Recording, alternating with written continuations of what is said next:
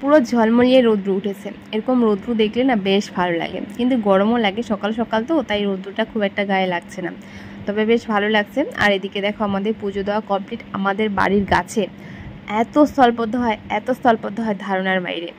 আমাদের যত ঠাকুর আছে প্রত্যেকটা ঠাকুরে গোটা গোটা ফুল দেয় মানুষ। তো এই ফুলগুলো লক্ষ্মীর, হয়তো লক্ষ্মী ঠাকুরের ঘটে বা লক্ষ্মীর পায়ে দেয়, আর নয়তো একটু ছিঁড়ে ছিঁড়ে ছিঁড়ে ছিঁড়ে দেয়, কিন্তু আমাদের বাড়িতে পুরো গোটা গোটা দেয় ঠাকুরকে। আর এদিকে দেখো গোলাপ ফুলগুলো কত সুন্দর ফুটেছে, এত ভালো লাগছে। কালারটা পুরো ডিপ একদম কালারটা। এখন যেহেতু ঠান্ডার দিন, তো আগের ফুলগুলো একটু হালকা ছিল, আর এখনকার ফুলগুলো পুরো ডিপ। এত সুন্দর লাগছে না। উঠোনের মধ্যে গোলাপ ফুলের গাছটা ফুটে আছে, বেশ ফুল ফুটেছে, অনেক ফুল ফুটেছে। যেহেতু গাছটা খুব ছোট, তাই যতটুকু হয়েছে এটা আমার কাছে অনেক। সকালবেলা ঘুম থেকে উঠে ফুলগুলো দেখলে না মনটা শান্তি লাগে। ফুটেছে, বেশ ভালো লাগছে বাড়ির উঠোনটা দেখতে। তো চলো কাজগুলো করি, অনেক কাজ পড়ে আছে।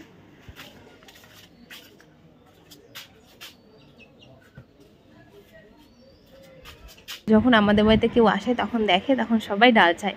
আর আমাদের যত ডাল আছে সবাইকে দিতে দিতেই মানে আমাদের গাছটার আজকে এই অবস্থা হয়েছে। আর কেউ যদি কিছু চায় মানে ডাল, তখন না দিলে ভালো লাগে না। ফুল তো দিতে পারি না, কিন্তু যদি ডাল কেউ চায় তখন কিন্তু আমরা কিন্তু ডাল দিই। মর্নিং তোমাদের সবাইকে, কেমন আছো তোমরা? আশা করছি সবাই অনেক ভালো আছো, আমি অনেক ভালো আছি। মায়ের সকালবেলা স্নান কমপ্লিট হয়েছে, তো মা স্নানের পর না কাপড়টা মেলে নি, তার কারণ ওই জায়গাটা খুব রৌদ্র ছিল। আর মা রৌদ্রের মধ্যে খুব একটা জামা কাপড় মেলা পছন্দ করে না, কাপড়টা আর কি রঙটা জ্বলে যায়। তো যার জন্য আমি একটু রৌদ্রটা কমলো উঠোনে, তখনই আমি কাপড়টা মেলে দিলাম। আর এখন এসেছি বিছানাটা গুছাতে। আমি না এই ঘরে, মানে এখন যেহেতু আমরা এই ঘরে ঘুমোচ্ছি, একবার যদি ঘর থেকে বেরিয়ে পড়ি বিভিন্ন রকমের কাজ থাকে, সেগুলোর মধ্যে ভুলে যাই যে বিছানা তুলতে হবে। তো আমি ভাবলাম যে আজকে একটুখানি তাড়াতাড়ি বিছানাটা গুছিয়ে রাখি, বাইরে কাজগুলো আছে। আর ভেবে রেখেছি আজকে একটু উঠোনটা মুছবো, বাড়ি ঘরগুলো একটু পরিষ্কার করব। সামনে যেহেতু পুজো আসে, এখন থেকে একটু পরিষ্কার করে রাখলে পুজোর দিন শুধু মুছবো, সময়টা কম লাগবে। মানে দুর্গাপুজো থেকে কালী পুজোটা আমাদের হচ্ছিলো একটু বাড়িতে পুজো টুজো হয়, তারপরে প্রদীপ প্রদীপ লাগাতে হয়, এটাই। মানে কালী পুজোটা একটু বেশি ভালো লাগে আমার, মেন কথা। তো যাই হোক, আমি বাসন মেজে নিয়েছি, অনেক বাসন ছিল, সেটা তো আর বললাম না, কারণ তোমরা প্রত্যেকেই জেনে গিয়েছো যে আমি কত পরিমাণে বাসন মাজি। তো যার জন্য বাসন মাজাটা সবসময় দেখাতেও ইচ্ছে করে না, তো বাসনগুলো মেজে নিয়েছিলাম। তো এখন একটু লেগে পড়েছি কাজে। আজকে এই পাশটা পরিষ্কার করবো, এর আগে একবার করেছিলাম না, তারপরে তো আবার বৃষ্টি ছিল। আর এখন আস্তে আস্তে বৃষ্টির দিনগুলো চলে যাচ্ছে, জানি না আবার হবে কি না, হতেও পারে, ঠিক নেই। তবে যতটা সম্ভব যেন বৃষ্টি আর না হয়, হলেও যেন কিছুদিন পরে হয়, তারপরে তো আস্তে আস্তে ঠান্ডা পড়ে যাবে আর বৃষ্টি হবে না। এখন আমি কাপড়গুলো তুলবো আর প্লাস্টিকগুলো তুলবো, তারপরে ভালো করে মুছবো। ভেবেছিলাম যে থাক, এভাবেই থাক, তুলবো না, মুছবো না, শুধু সাইডটুকু মুছবো। তারপরে ভাবলাম যে না, তুলেই মুছি। মানে আমি নিজেও জানি না আমি কি করব। আর মাটিরও অনেক প্রয়োজন, মাটি নেই আমাদের এদিকে। তো কিছুদিন আগে তো একটা বন্যা হয়ে গেল, নালাগুলোতে জল জমেছে, সেগুলো তো না শুকালে মাটিও আনা যাচ্ছে না। তাই মাটি ছাড়া মানে যতটুকু আছে, মাটি তো নেই, মানে সেখান থেকে একটু খুঁড়ে খুঁড়ে সেখানকারই গর্ত, ওখানেই মানে সার্জারির মতো করে এখানকার জিনিস নিয়ে ওখানে এভাবে করে একটুখানি জোড়াতালি দিয়ে একটু পরিষ্কার করে মুছে কুছে নিচ্ছি।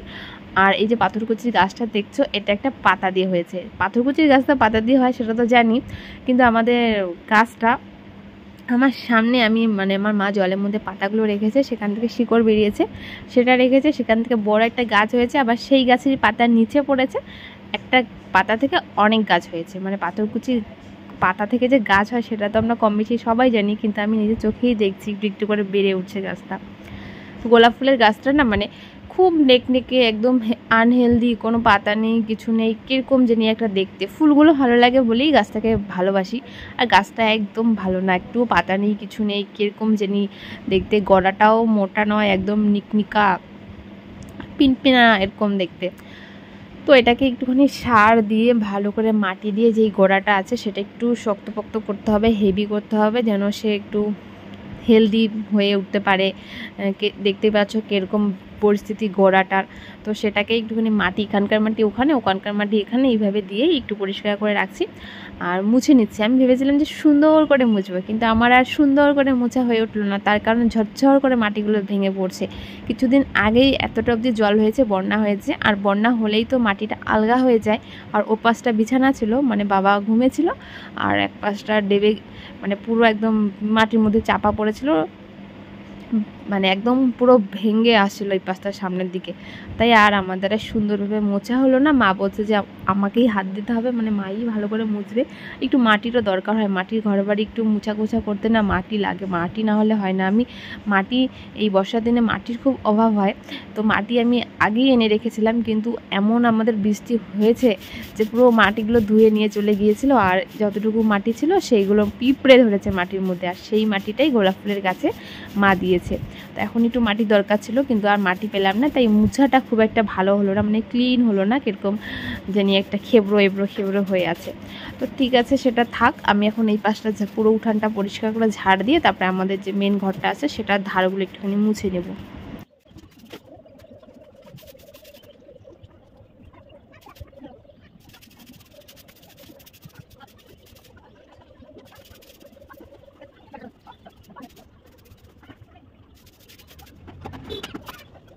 আমি ভেবেছিলাম যে ঘরের কাজ সুন্দরভাবে গুছিয়ে রেখে তারপরে বাইরের কাজ করে স্নান টান করে নিব। রান্নাবান্না তো আজকে ছিল না, তাই আমি ভেবে রেখেছি যে আজকে এইগুলো কাজ আমি করব। কিন্তু মানে আমি যেটা ভেবে রাখি যেটা করব ঠিক সমস্ত কাজ ফেলে রেখে আগে সেটাই করি। এই যে যেমন ঘরের কাজগুলো না করে এখন আমি মাটির কাজ করছি, আর ও পাশটা মুছলাম, তো এখন ভাবছি এই পাশটা মুছি, আর এই পাশটা মুছা হয়ে গেলে তো ভাবছি এই পাশটা মুছি। তো এই করতে করতে না ঘরের কাজ আমার পড়েই ছিল, শুধু শোয়ার ঘরটা গুছিয়েছি, মানে শোয়ার ঘরটা না, যে ঘরে ঘুমোই সেটার বিছানাটা তুলেছি। আর রান্নাঘরটা তো গুছাতেই হবে, এটা সবার আগে রান্নাঘরটা পরিষ্কার করতে হবে আর বাসি বাসন মাজতে হবে। সেগুলো করে তো এখন মুছা কুছার কাজে লেগে পড়েছি। আর মুছা কুছা করলে তো জানি একটু কাদামাটি তো হবো, যেহেতু মাটি দিয়েই মুছা কুচা হচ্ছে, যতই একটু জামা কাপড় তুলে মুছে না কেন একটু তো কাদামাটি লাগবেই। আর বেলাও হয়েছে অনেক, একটু লেট হয়েছে আজকে কাজ করতে, তাই স্নানটা সেরে নিয়েছি। স্নান করে এখন জামা কাপড়গুলো মেলছি, মানে আস্তে আস্তে আমাদের সূর্যটা ওই দিক থেকে এদিকে চলে যায়, নদীর উপাস থেকে এই পাশে চলে যায়, তো তখন আর রোদ্রু থাকে না। তাই মা বলে যখন কুয়োপাড়ে রোদ্রু থাকবে তখনই স্নান করে নিতে, ঠান্ডার দিন আসে। আর ঠান্ডার দিন তো জানি বাচ্চা কাচ্চাগুলোকে সবাই রোদ্রুর মধ্যে স্নান করায়, তবে আমাদের কুয়োপাড়ে কিন্তু তখন মানে যেই টাইমটা আমরা স্নান করি তখন রোদ্রু থাকে। স্নানের পর একটু বাইরে বেরোলাম, দেখছি এদিকে সবাই জল নিচ্ছে। তোমরা তো জানোই বন্যাতে তো আমাদের এদিকে জলের খুব অভাব ছিল, তাই এখন গাড়ি গাড়ি সবাই মানে সব পাড়ায় পাড়ায় জল দিচ্ছে। তো এখানে জল দিচ্ছিল, আমাদের এই পাশটাও আসবে, মানে এখান থেকেও আমরা আনতে পারবো, কিন্তু ইচ্ছে যে যার যেখান থেকে ইচ্ছে, যার যেখান থেকে সুবিধা হবে সে সেখান থেকে জল আনে। আমি কখনো এইখান থেকেও আনি, কখনো ওখান থেকেও আনি। এখানে খুব ভিড় ছিল তাই গেলাম না। তারপরে যখন আবার আমাদের বাড়ির সামনে দিবে একদম মোড়টায় তখন যাব। তো এই ছিল আমাদের বাড়ির পরিবেশ। আর এদিকে দেখো আমাদের লালুটা রোদ্রুর মধ্যে গা শুকোচ্ছে। মা নিয়ে এসেছে সজনে পাতা। সজনে পাতার কিন্তু কী খাওয়া যায় আমি জানি না সত্যি কথা বলতে, কিন্তু আমরা সজনে পাতার ছেঁকা খেতেই বেশি ভালোবাসি। ভালোবাসি বলতে এটাই হয়, কিন্তু কেউ ভাজা খেয়ে থাকে কি প্রেশারের জন্য হয়তো।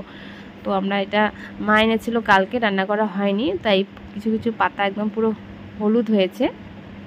মা বললো ফেলে দেবে এগুলো, আর রান্না করবে না। তো রান্না বান্না দুপুরে খাওয়া দাওয়া করে নিয়েছি। দুপুরে তো খাওয়া দাওয়া জানি জল খাবার খাই আমরা দুপুরে, আমরা দুপুরে ভাত খাই না। তো সেগুলো খেয়ে নিয়েছি। আর কাপড়গুলো দেখছি শুকিয়ে গিয়েছিলো, কিন্তু যেগুলো স্নানের পর দিয়েছিলাম সেগুলো শুকায়নি, সেগুলো ওখানেই থাকবে। আর যেগুলো শুকিয়েছে এখন সেইগুলো ঘরে নিয়ে গিয়ে রাখবো, কাপড়গুলো ভাঁজ করব। অনেক দিন থেকে কাপড় ভাঁজ করি না, মা তো সেরকমভাবে কাপড় ভাঁজ করে না, আর আমার তো কাপড় ভাঁজ করা কারো পছন্দই হয় না।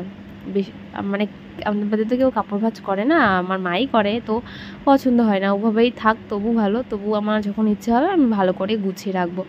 তো আজকে অনেক কাপড় হয়েছে, তো এখন এইগুলি গুছাচ্ছি। সকালবেলা কিছুটা কাপড় যদি গুছিয়ে রাখতাম, তারপরে স্নানের পরে কিছুটা কাপড় গুছাতাম, কিন্তু না, আজকে আমার উল্টোটা হয়েছে। আজকে আমি আগে বাইরের কাজে লেগেছি ঘরের কাজ ফেলে রেখে, তাই ঘরে এত কাপড় জমেছে। আর লেপটা ভাবলাম যে একবার ঢুকিয়ে রাখবো, তারপরে ভাবছি যে আবার তো বুনু আসবে, তখন তো আবার লেপ লাগবে। তাই এখন কিছুদিন এ ঘর ওই ঘর পড়বে, তারপরে খুব যখন ঠান্ডা পড়বে তখন বের করবো। নয়তো আমাদের লেপ লাগে না, ব্ল্যাঙ্কেট দিয়েই কিন্তু হয়ে যায়। কিন্তু যখন প্রচণ্ড ঠান্ডা পড়ে, আর টিনের ঘরে যেরকম গরম ঠিক সেরকম তার উল্টোটা ঠান্ডাও কিন্তু খুব লাগে, তখন লেপ আর ব্ল্যাঙ্কেট দুটোই একসঙ্গেই নিতে হয়, খুব ঠান্ডা লাগে তখন।